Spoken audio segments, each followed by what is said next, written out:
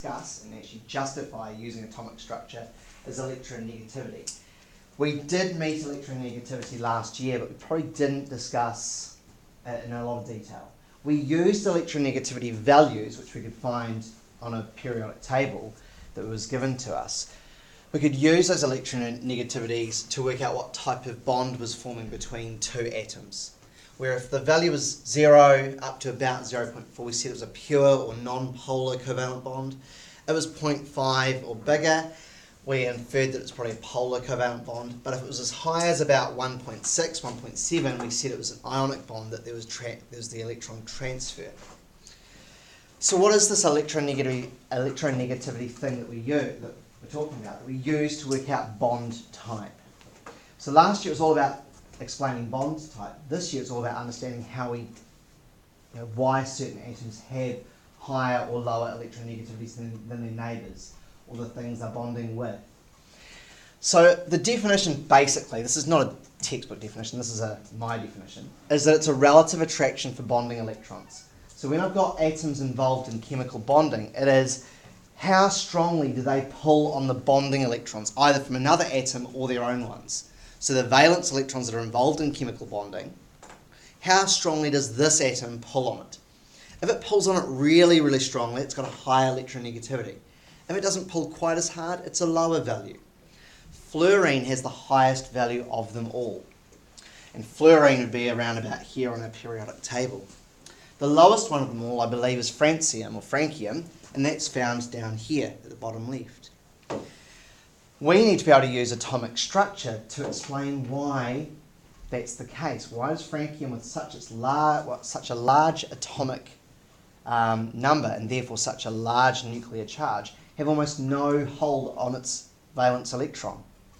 Whereas fluorine, with only 9 protons, has got the strongest hold on its electrons of all elements for bonding, that is. You could argue the noble gases have got even stronger hold on them, but they don't have values, okay? Because they are not usually involved in chemical bonding. It's on a thing called the Pauling scale or Pauling scale, depending on your pronunciation. You don't need to know the name of that. You do need to know that it's a 0 to 4 scale.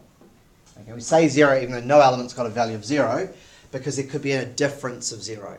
For example, any element bonding with itself, like oxygen atom with oxygen atom to make oxygen gas, would have an electronegativity difference of 0.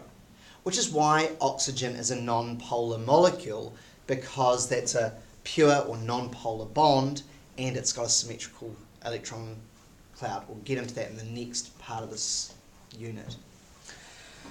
So what affects electronegativity? This attraction for the valence electrons, basically, but it's not just the valence ones, it's the ones involved in chemical bonding. What affects it? 2 things, and we've looked at the forces inside the inside the atom already. So I'm going to use those terms.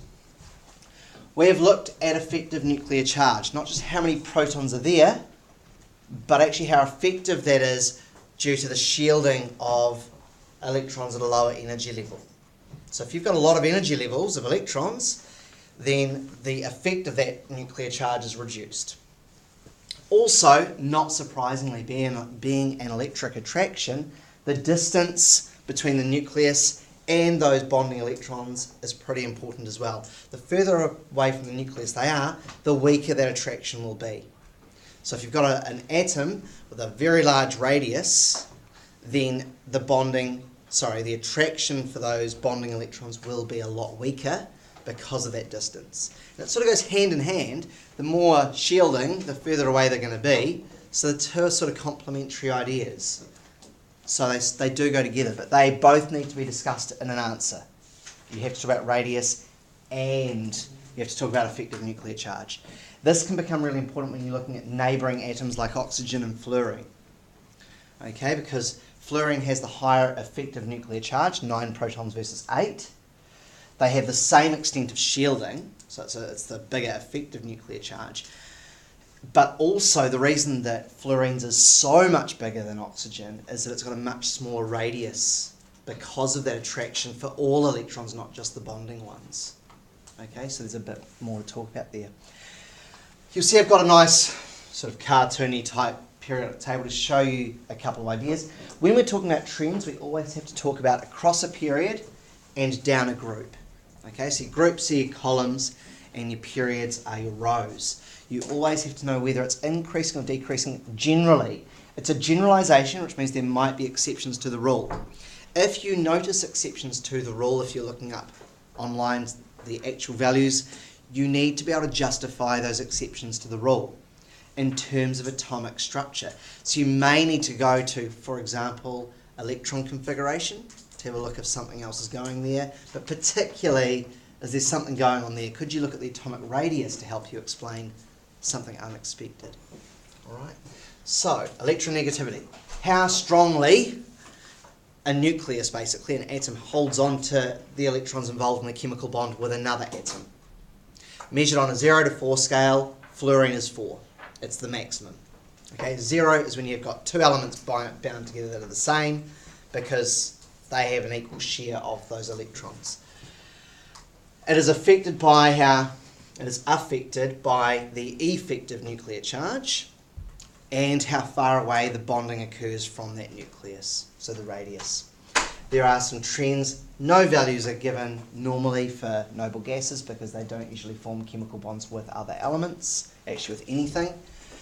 And again, it is the difference of electronegativity which tells us the nature of a compound or a molecule or whatever, and that will become important in the next bit of work in this unit. Any questions before I stop that?